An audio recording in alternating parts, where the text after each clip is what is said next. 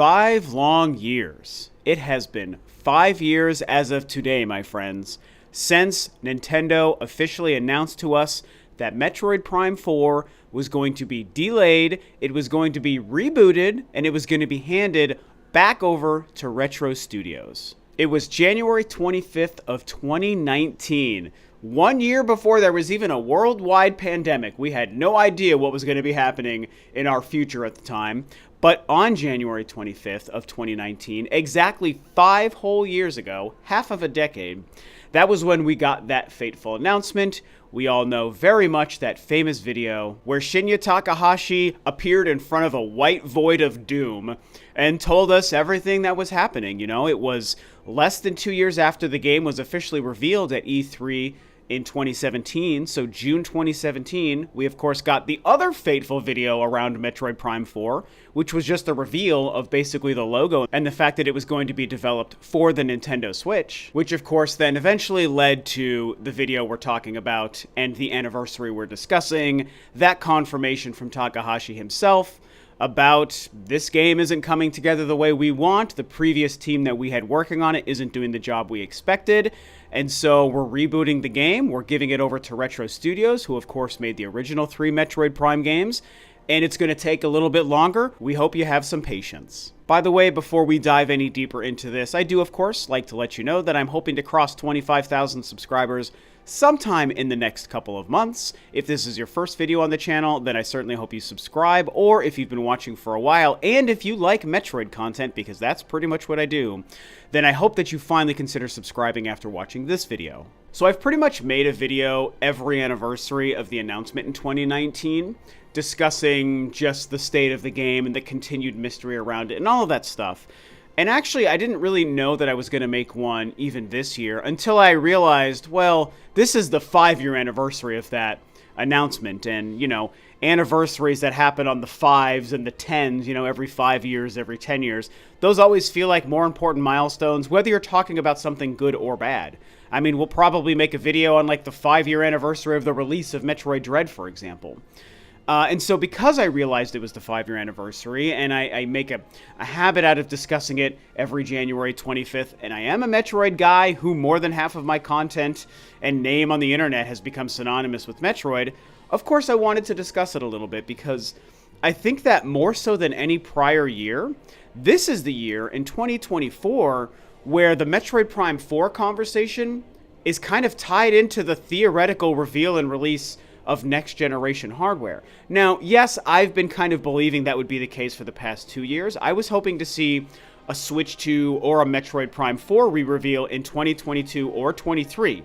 Those didn't happen. But here in 2024, not only do I still think we might see that happen, the larger community, the larger gaming community and Nintendo fan community and Metroid fan community also now think that as well. So the conversation has shifted much farther beyond just me and a few other people who've been thinking next gen for a while, and now the majority of folks seem to think that we are on the cusp of that next generation console. Many people tying in Metroid Prime 4 to that as both a launch title or a cross-generational title, or maybe, and this has been my theory for a while, they don't want to re-reveal Metroid Prime 4 with gameplay until they can also tell us and show us the Switch 2. So at this point, 5 years later, what can we even really say about the game? We've had rumors and stories and discussions about Metroid Prime 2 and 3, some recent details from developers that were also kind of discovered, and I talked about in my last video as well, so some of those things we may touch on, but one of the first things I want to really discuss with you guys is to double down on a sentiment I've been sharing over the years regarding Metroid Prime 4, which is that I know this is an unpopular opinion, but for me personally, again, as a self-proclaimed biggest Metroid fan in the world, or at least one of, I actually am still, even after all of this time, 7 years since the announcement, 5 years since the delay in the reboot, I'm really not mad about any of it.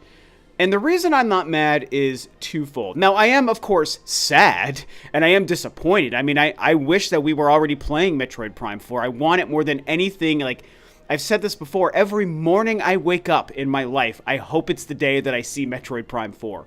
So, sadness and disappointment about the mystery behind the game and lack of seeing it is 100% something I feel.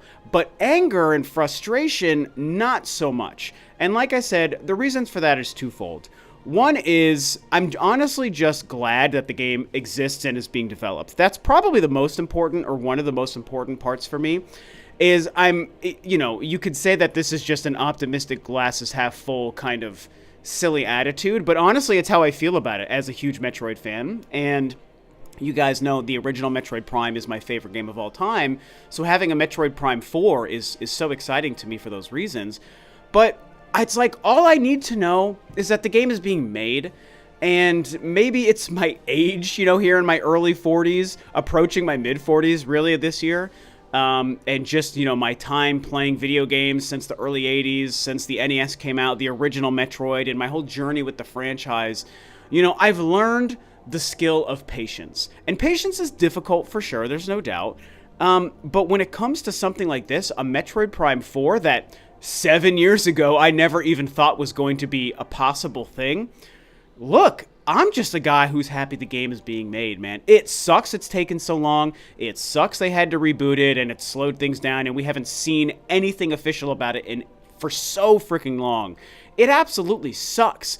But I've already said it. I'm just glad that Nintendo's making the game, and sometime between now and the end of my life, the game will release and I will have a chance to play a fourth Metroid Prime game and continue that journey and that story and a new first-person adventure in Samus and find out what the next chapter is and play this new gameplay with these new graphics on this new hardware.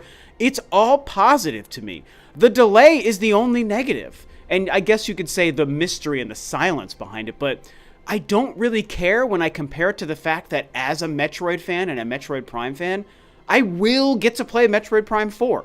Personally, that's enough for me. And the second reason is something that I've also mentioned, scattershot throughout many of my Metroid videos over the past few years, and I'm going to reinforce that again.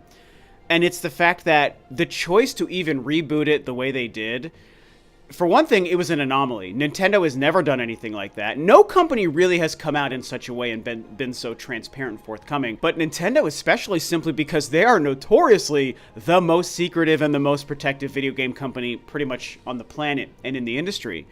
So for them to come forward and just tell us what was going on, not only did I appreciate it as a fan, just some actual communication about what was going on, but it also showed me, as I've mentioned throughout the years, that they're taking it seriously and they care about the quality of the game, they care about the end result, and you do that if you also care about the fans. I think that Nintendo knows, even though Metroid has never been the biggest seller, they know that they have such a valuable, hardcore, dedicated fan base to the franchise. And I think that I've said this before as well, I think that they feel like Metroid Prime 4, or maybe even the Metroid franchise, is a bit of a goodwill franchise, that it might not yield the highest profits compared to Mario Kart and The Legend of Zelda and Pokemon and Animal Crossing and Smash Brothers and all these things, but it does have monetary value. I guarantee you they've made money on pretty much every game they've released, especially Metroid Dread, which is now the best-selling Metroid game of all time. But I feel like they just know that there's a value to that. And so I think that they knew they wanted to tell the fan base and the people dedicated to this game, hey, we kind of messed up. We announced it too early. The team that we had working on the game wasn't the right team. And again, we don't know who that team was. Lots of evidence out there has pointed to Bandai Namco, but that's never been confirmed by either Nintendo or Bandai. I lean towards thinking that could very likely be true, but we don't really know it. So whoever was originally working on that game, they didn't feel good about it. They didn't feel about the game they were making. And to choose to pivot the way they did told me that they felt it was important to nail this game. And delaying the release, spending more money on it, possibly changing the platform it was going to be developed for as well, all of these things, they were willing to spare no expense to make sure that Metroid Prime 4 was the game it deserved to be. Even though it's probably not going to sell 10 million copies. I mean, it's not going to be a huge hit like that, even though it probably should. But if they can get 3 to 5 or 6 million out of it, and if they can satisfy this diehard Metroid fan base that I'm a part of and many of you are a part of, they were like, it's worth it for us to do this. And so, hey, we know it stinks, but this is how much we care about this game and care about this franchise. We want it to be perfect. We want it to deliver for you, the fans. So please bear with us. Please be patient. Here we are now 5 years later, and let us retool this game. Let Retro Studios take it over and start from scratch. We know they've hired a ton of excellent outside talent, folks that have worked on Tomb Raider and Call of Duty and God of War and I think Crysis and really great franchises. And so that's the other reason I see it as a positive. So, like I said, one is just the fact that the game is being made, and the other is the fact that it showed me that they really care about the quality of the final product. Now, are we going to see the game this year? I mean, yeah, obviously I certainly think so, and like I said, we recently covered these updates from some developers that were kind of found online from my friend Super Metal Dave. A lot of folks have been discussing that. I discussed it on my last Metroid video.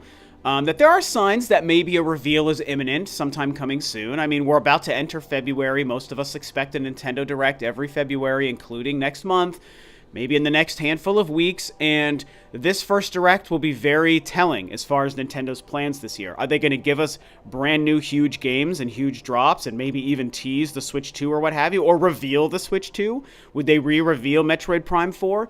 Maybe. Or maybe it's meant to be the last Nintendo Direct focused only on Switch games, and they're only going to talk about things we already know about, like, you know, Paper Mario and Luigi's Mansion 2 and Princess Peach, and some smaller indie releases and things like that, probably some DLC for some existing games and whatnot. Maybe it becomes something like that, and we have to get through one more mediocre Direct where we want huge new information about Metroid and Zelda and the Switch 2 or whatever. Maybe that's going to be the case. And so that's going to be telling as far as the Nintendo Direct in February goes, if we actually get one, which I think we certainly will. But how does this fit into Metroid Prime 4? I mean, I feel like the game is going to be revealed to us in the first half of the year. So before, like, June or July. You know, probably either next month in February or sometime in spring. That's kind of when I think they're going to re-reveal the game and officially give us a trailer and gameplay and tell us when it's going to come out. I think it might follow the Metroid Dread model. Metroid Dread was revealed in June of 2021 and released 4 months later in October of 2021. I think even with a game as massive as Metroid Prime 4, even if a Switch 2 is involved, they could reveal the game in, you know, April, May, or June, and then they could release the game in September, October, or November. I think that's entirely feasible, and so, yeah, my current prediction is that's what we'll probably see happen with the game if it's releasing this year. The other element to talk about here, and probably the final really piece to this, is kind of just for fun, revisiting this idea of Metroid Prime 2 or 3 getting a release on the Switch or some kind of re-release before Metroid Prime 4 would officially be released. You know, maybe they will they'll reveal Metroid Prime 4 if, let's say, that happens in the next handful of months, or if it happens next month in a February Direct. And they're like, here's Metroid Prime 4, here's your first look at the gameplay and the trailer and the story, here's the release window, or maybe even they can give us an official release date. Again, Metroid Dread gave us the October 8th date in the revealed trailer. So they didn't even give us a window when they revealed it. They said the exact date it was going to release. So if they do something like that with Metroid Prime 4, they could also still reveal something happening with Metroid Primes 2 or 3 as well. And, you know, there's this interesting story floating around the past couple days about someone who maybe predicted some costumes in Princess Peach, who also said they're gonna, in the next Nintendo Direct, they're gonna reveal like Fire Emblem 4 or Remake and a couple of other things, and one of those was the Metroid Prime 2 remaster. Now, maybe that person didn't really make the prediction because maybe it was possible to have seen icons in the prior Princess Peach trailers that showed the costumes, and they just made an educated guess and they didn't have inside information. So I don't know what's going on. That's just a bunch of malarkey and whatever. The only thing I'll say is I absolutely believe Metroid Prime 2 and 3 are coming in some way. The conversation has very much been that those games won't get the same treatment as Metroid Prime Remastered, but they will still get an HD upres and some kind of visual touch-up, just not to that same degree. And I would love if they got the same treatment as Metroid Prime Remastered, but even if they got a different, smaller tier visual treatment, that's fine. And as long as I can buy them physically, whether it's a 2-pack or you release Metroid Prime 2 at one time, and then Prime 3 is a couple of months later, and then Prime 4 is a couple of months after that, whatever cadence you might choose to do, I just would like to see those games. And I think that they probably are going to come. I don't know what I would prefer. Maybe I'd prefer just a physical 2-pack. Maybe I'd prefer they release one game in like the first half of the year and the next game after that. I don't know, so I could have 2 individual releases. Maybe I would prefer that. Give me 2 $30 releases, one for Metroid Prime 2, one for Metroid Prime 3, with HD touch-ups and upgrades and all that stuff. Like slightly better than what they did with Pikmin 1 and 2. I'd like them to do a better version of that. And if they did that, that would be great. And so I think those games are coming, you guys. I absolutely believe, from things that I've heard and things that have been shared, even publicly, those games are going to happen. Again, I don't know how they're going to release them as one-offs or a 2-pack or whatever the case, and we definitely don't know what kind of visual treatment they're going to get. But that could be something that, if it's part of the plan, I do think it even fits into the Metroid Prime 4 thing, because it could be part of their general marketing and build-up to that game. Metroid Prime 1 was so successful, so fantastic, so well received. Why not do 2 and 3? Even if you do less effort, that means you can make more money on the sales and get people caught up with Metroid Prime 1. A lot of new players to Metroid with Metroid Dread and Prime 1 Remaster. So you've got a whole new slew in the Switch era of new Metroid fans who will pick up Metroid Primes 2 and 3 on the build-up and the hype to Metroid Prime 4. So the stars are aligned so perfectly. I just don't see a world where Nintendo misses this opportunity, man. Free money on the table. Well, okay. It's not free money because you paid to develop and port these games, but you guys know what I mean. It's money on the table. It's profits on the table for Nintendo to release those games. And so I think Primes 2 and 3 almost for sure are coming this year. And yeah, like I've said already for most of this video, I think Prime 4 probably will as well. Is there a chance we get disappointed and it comes next year? Of course. I talked about that in my last video as well, but these recent updates that were found and all this other just the situation around that game and the possible next-gen reveal this year, it just makes too much sense for me, man. So here we are on the 5-year anniversary of the delay. The 7-year anniversary of the reveal will happen in June, so we're only a couple of months away from even that anniversary. It's mind-boggling to think about. But this is the state of the game, and so, yeah, I'm glad that I did choose to talk about this here on the 5-year anniversary and, stick to my tradition, have a conversation with you guys about Metroid Prime 4, half a decade since Takahashi told us what was going on. I'll never forget that day, by the way. I should have said this earlier in the video, but I'll end with this. The day that video went live, I actually woke up to a text from my younger brother. So I live on the west coast of the States. He's on the east coast, so there's a 3-hour time difference. So he was 3 hours ahead of me, and I was living in my prior house. We were renting a prior house, like a duplex, before the house that we live in now that we purchased. And I remember waking up in the bedroom of that house and checking my phone first thing, and it was a text from my younger brother that was like, I think all it said was something like, "Dude, Metroid Prime 4." And I was like, I thought it was good news. I was like, oh boy, we maybe got some gameplay. Let's gonna freaking go. I was so excited. So I immediately went to YouTube to see what it was. And for that split second, I saw a development update, Metroid Prime 4 on the trailer, and I pressed play. And then, of course, as all of us experienced, my heart started to sink when I realized, oh, this isn't good news. This is bad news. This is the game. Now, I went through a huge roller coaster because I first started to think the game was canceled. I'm sure a lot of us went through this roller coaster of emotions. First, I was excited. This is good news. This is good news. This is a positive update. Then I was like, oh, this is bad news. As the first, couple of seconds of that video started.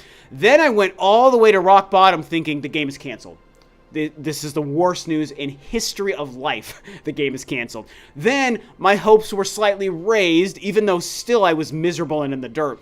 My hopes were raised when I realized, oh, it's not canceled. They're rebooting it. And Retro's taking it over. That's good news. But it's going to be, they're starting from scratch. That's bad news. So it was just this. It was just up and down, man. It was just so horrendous. And obviously I went back to texting my brother about that. So he gave me quite a startle that morning when I woke up and read that text, because I thought it was good news. Maybe it was bad news. I didn't know. It was such a strange text to wake up to from him. He's obviously a fellow game fan and movie fan and nerd, and we talk about that stuff together all the time. And he likes Metroid. He's not diehard like I am, but he knows I am, obviously. So the first thing he did when he saw the trailer was text me, so I woke up to that. And so that was a fateful day, and something I'll never forget. It's one of those, where were you when this thing happened? That's where I was when Nintendo announced that Metroid Prime 4 was rebooted under Retro Studios. Was laying in bed waking up to a text from my younger brother. So that was a wild morning, and here we are 5 years later from that same fateful day. So anyway, I've droned on long enough. It has been fun to talk about this. If anything, we're 5 years closer to the reveal than we were 5 years ago when that video launched for the first time, right? And if next gen is happening this year, I think that's going to aid even more in us seeing the game this year. So personally, I'm optimistic. Even if you might think I'm foolish to be optimistic, I just am. It's been 5 years, you guys. That game is close to done. So it's just a matter of when Nintendo feels the right time to reveal and release it is, and if it has anything to do with the Switch 2. So these are my thoughts 5 years later. You know, share what you guys think and your experiences with all of this whole rocky roller coaster below. Of course, if this is your first video, again, please subscribe to the channel. Help me cross that milestone. And I'll see you guys next time on another video. Bye-bye.